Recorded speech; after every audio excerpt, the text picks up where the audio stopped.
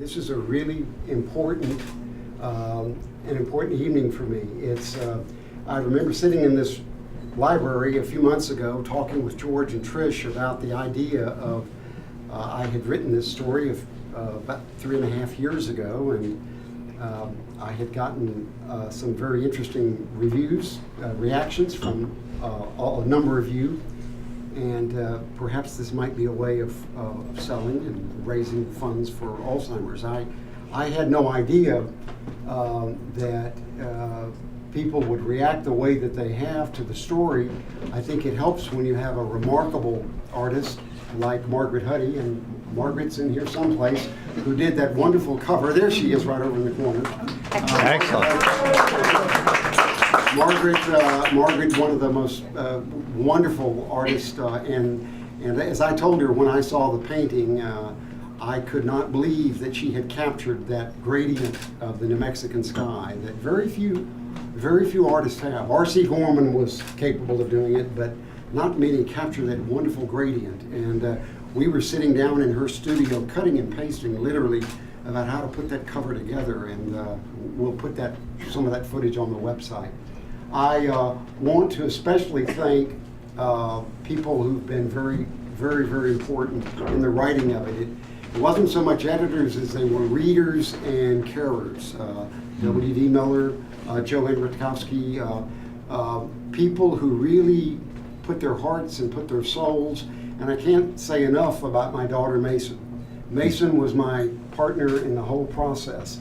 Of course, my wife, I'm not sure where Laurie is. She's downstairs. I can say this.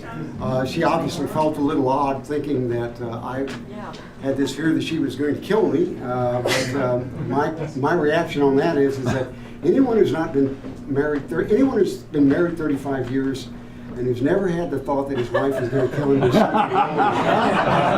so it's not that unusual. But I really feel among friends, and I think that what George and Tricia both provided for me is they've really provided true inspiration, and they've really provided a real power of example for me. I told George that I feel like he's become a mentor of mine in the sense that I learned so much from him, and I learned so much from Trish, not just in our organization, but in reaching out and being out there and really educating the American public, because I think that's what it is. You know, 40 years ago, we never used the word cancer. We used the C word. We were embarrassed to say that you had cancer. Well, 1 out of 3 people have cancer. Everybody's had some form of cancer. So it's you know, a few years ago, of course, people never talked about breast cancer, and Susan G. Komen changed that. And what our organization wants to be is an organization that is going to really mobilize Americans to sort of bring Alzheimer's out of the closet, bring it out of the dark, so that we can see it and so we can see what it is. I really believe that Alzheimer's is our disease. It's our disease to find a cure. George Vredenberg and Trish Vredenberg aren't shy about setting that cure by 2020. And we've gotten 500 scientists who say that it can be done. We've got the support of people like Justice O'Connor. And we have all of you here tonight. And if each one of you shares and talks and begins this conversation with other people, we really can cure this disease. There's no reason we can't. And it starts right here.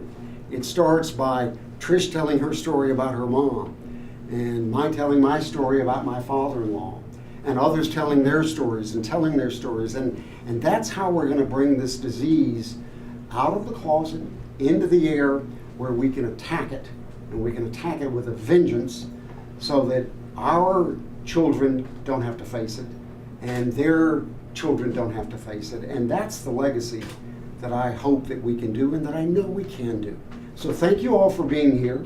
I've got more than enough energy in my right hand to sing all night. And there's lovely food, but I want to thank again George and Trish for being so generous. Thank you.